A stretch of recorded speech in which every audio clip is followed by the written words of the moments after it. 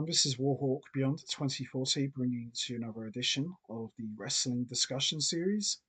And October 28th, 1999 marks 26 years ago that history was made on SmackDown when X Pac shocked the entire world and viciously turned on his partner Kane, resulting in their partnership dissolving for good and thus kicking off a feud between them that would last for the second half of 1999 into the first half of 2000.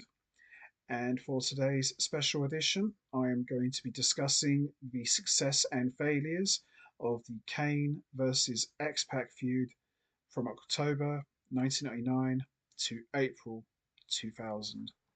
So, as we all know already, Kane and X Pac were an unlikely team, two complete polar opposites, but they had great chemistry and gelled very well and became tag team champions on two occasions. And they became closer than brothers.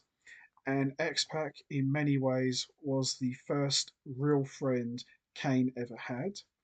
And I've said before that X Pac played an important role in the emotional character development of Kane. He went from being a violent, mute monster to eventually finding his voice and showing everyone that he does have a heart and that he does care for certain people. And he began showing more human tendencies and emotion than he did in the early parts of his career when he first came to the WWF in 1997. And in many ways, X Pac made Kane a better wrestler. So he went from being a muscular powerhouse to a very athletic big man. And we all know Kane has always been an athletic guy for his size. But thanks to X Pac, I would probably go on to say that Kane became an even more athletic big man and very quick for a guy his size. And the tag team partnership of Kane and X Pac lasted for a total of 6 months, and they would slowly start to show cracks in their partnership. But it looked like they were going to remain on the same page, and it actually looked like that Kane actually joined DX. But sadly, that never happened. As we all know, Kane was viciously betrayed by X Pac, and this led to a feud that would last for the second half of 1999 and into the first half of 2000. So, throughout most of this feud, it was always Kane going after X Pac, and X Pac would constantly run away from Kane. And this led to a number of sneak attacks and beatdowns from DX, all the while Kane was trying to get his hands on X Pac for his betrayal. So it was inevitable that we would see a battle of David versus Goliath in the ring between X Pac and Kane. And of course, they did have one match on Raw, but as we all know, DX got involved. But a match was officially made at Survivor Series 1999, where Kane would finally get his hands on X Pac in a one on one match.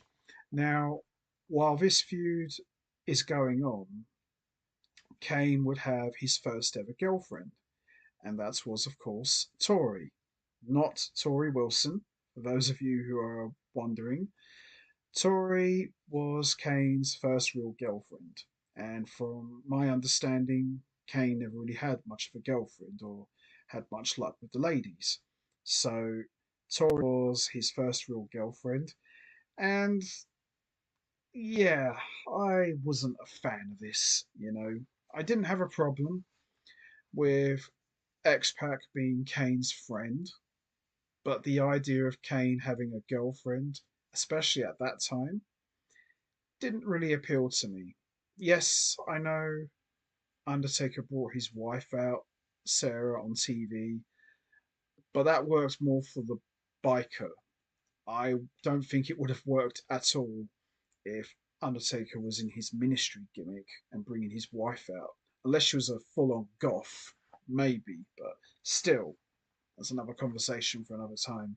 So, around this time, X Pac was constantly getting under Kane's skin, and there was a moment where X Pac delivered a spinning heel kick to Tori.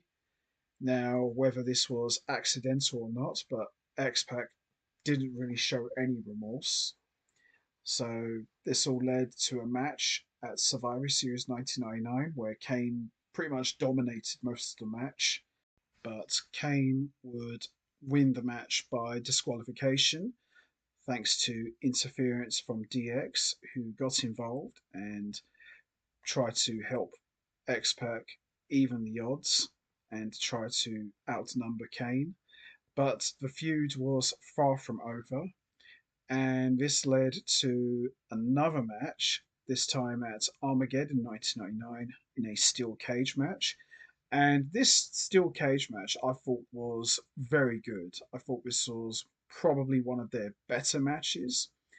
Survivor Series 1999 was a good match, but Kane just dominated.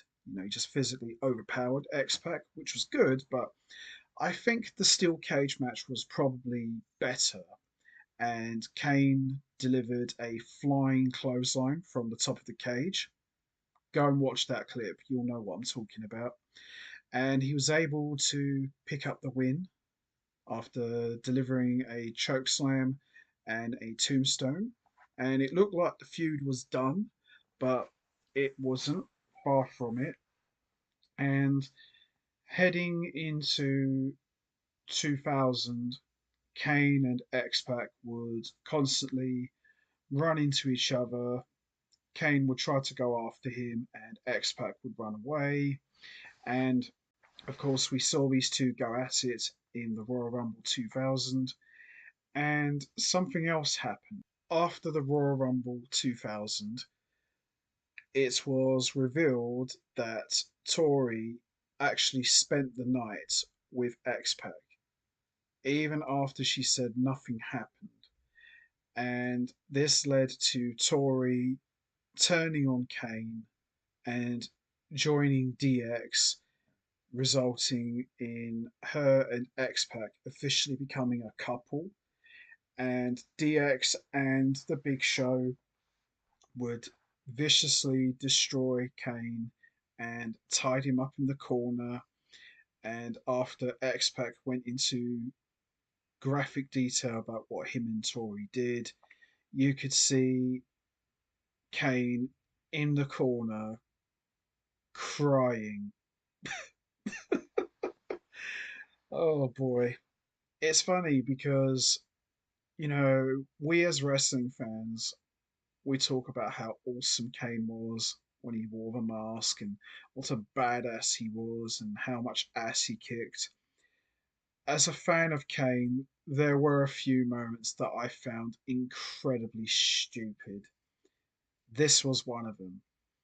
Now, if you're a monster like Kane and you just found out your girlfriend had betrayed you for your former tag partner, yes, you are going to be pissed. You are going to be upset. But if you're supposed to be a monster like Kane, would you necessarily cry about it? I don't know. Maybe, maybe not. But this would result in Kane disappearing from TV for a couple of weeks. And this made the Kane versus X Pac feud a lot more personal because originally this was just about Kane trying to get his revenge on X Pac for his betrayal, which was still the case. But now X Pac has stolen his first ever girlfriend and pretty much rubbed it in his face that, yeah, I stole your girlfriend. What are you going to do about it? So it made things a little bit more personal. So now you've got the personal history between Kane and X Pac when they were a tag team, and now you've got the personal history doubled and made even more serious with X Pac stealing Kane's girlfriend. So this made the feud more interesting and added a bit more legs to it. And Kane would get his revenge. He would return with Paul Bearer back on his side, wearing the reverse attire once again. God, I do love that attire. It's so cool. I love it. And he would Tombstone Tory, which became a running gag with JR. Tombstone Tory, Volume 1, Volume 2. And this would lead to a no holds barred match at No Way Out 2000. And X Pac would win that match. Yeah, I said that. Just silly. But he would deliver another tombstone to Tori. And the way X Pac beat Kane, he drop kicked steel stairs onto Kane and it landed on his face and he pinned him on top of the stairs. Yeah, I don't know. I mean, yeah, I suppose it's a win, but come on. Maybe multiple chair shots and then the X Factor could have done it, but it just seemed like a bit of a cheap way to beat Kane as far as I'm concerned. But the feud would continue, and this would continue heading into WrestleMania 2000, where the feud would be buried once and for all, where we would get a tag match with X Pac and the Road Dogg versus Kane and Rikishi. I'm sorry, I like Rikishi, but him and Kane as a team, even if it was for one night, just seemed odd. It really did. Just seemed a bit random to me. I personally would have liked the blow off match to be one on one, Kane versus X Pac, and Kane gets the definitive win over his former tag team partner. Now, however, what if The Undertaker was the surprise partner and we see him debut as the biker? That could have worked, but I don't think Undertaker was cleared to come back because, from my understanding, he injured his pec or his bicep or something while training, and that pushed him back another few months, so he wasn't able to come back as scheduled. But would have been nice if he was involved in this somehow. And yeah, the tag match was okay, but it wasn't the best. Maybe it could have been a handicap match, perhaps. X Pac and Road Dogg versus Kane, maybe. But the feud was officially put to rest, and Kane would finally get his revenge. But it wouldn't be the last time we would see X Pac and Kane. They would cross paths on and off throughout 2000 and even into the first half of 2001. They would cross paths again, and then they would reignite their rivalry again in 2002 for a couple of weeks, where X Pac was now a member of the NWO with Kevin Nash and Scott Hall, and we would see these two go at it again, and eventually the NWO would put out Kane, and X Pac would steal his mask and basically come out on Raw every single week wearing it with NWO graffiti all over it. But yeah, that would be pretty much it, really. We wouldn't really see X Pac and Kane have another feud like this, but it was very fun. It was very enjoyable. You know, there was some great matches. I thought they had some really good matches. I think my favourite matches from this feud were the steel cage match. I thought that was really good. I thought that was probably the best match. The no holds barred match at No Way Out 2000 was good, but the finish was a bit dodgy. Survivor Series 1999 was good, but a bit one sided, which I can appreciate why. But I think out of this whole feud, I probably enjoyed the steel cage match at Armageddon the most. I thought that was a very good match, and Kane did some crazy stuff in that match for a guy his size. And this was a good feud. It really was. Some moments were a bit stupid, but overall, I thought this feud was very good. And I would probably say, all due respect to The Undertaker, he's obviously the biggest rival ever for Kane for many reasons.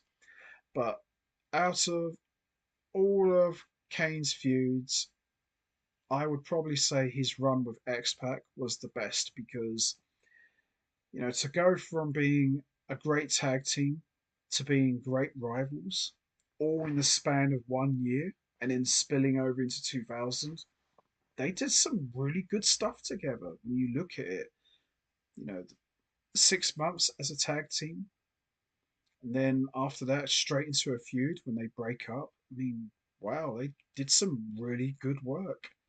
And then you add X Pac stealing Kane's girlfriend Tori away from him, making it even more personal. This was really good. So, in regards to the success and failures of the Kane versus X Pac feud, this was a complete success. It was very enjoyable. Some of it did drag on a bit, but at the same time, once they brought interest back into it, then they were off to the races. And it was good. They had some great chemistry together, and that's the thing about X Pac. I know he does get a lot of heat, go away heat, but the guy can work with big guys, much like Shawn Michaels. Although I think Shawn Michaels is the master of that, but X Pac is no slouch. He can make everything he does believable. He can play the part of the underdog going up against the giants and make it look believable. And his matches against Kane were very good. He really made Kane look like a monster, and Kane made X Pac, you know, look great. Going into those matches, you looked at X Pac and think this guy is an underdog. Has he got a chance to beat Kane? And Kane on the other side, oh, this guy's going to absolutely murder X Pac. And then when X Pac gets the win, you're like, oh, wow, okay. But this was a great feud. And I dare say this was Kane's best feud outside of The Undertaker. This was a lot of fun and a lot of memorable moments. Some a bit stupid, some a bit questionable. But by and large, this was a complete success. I really enjoyed this one a lot. And it's funny when you look at their rivalry and how many matches they had against each other, on pay per view, they faced each other 3 times, one on one, which ain't bad. Obviously, they faced each other a lot on TV, but as far as pay per view, 3 times.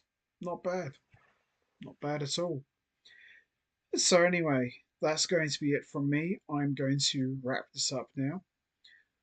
What was your favorite match from the Kane versus X Pac feud? Was it the first one at Survivor Series 99, or the Steel Cage match at Armageddon 99, or the No Holds Barred match at No Way Out 2000? Or did you like the tag match with Kane and Rikishi versus X Pac and Road Dogg? And also, what was your favourite moment from the Kane versus X Pac feud? Was it when X Pac betrayed Kane, or when X Pac stole Tori from Kane, or was it Kane's return with Paul Bearer before No Way Out 2000? Or was it when Kane finally got his revenge on X Pac at WrestleMania 2000? You know what to do, guys. Hit the like button, hit the subscribe button, leave your thoughts and comments down below, and I will see all of you next time for another edition of the Wrestling Discussion Series. So until then, take care, everybody, and stay safe. And once again, as always, much appreciated. Thanks for listening.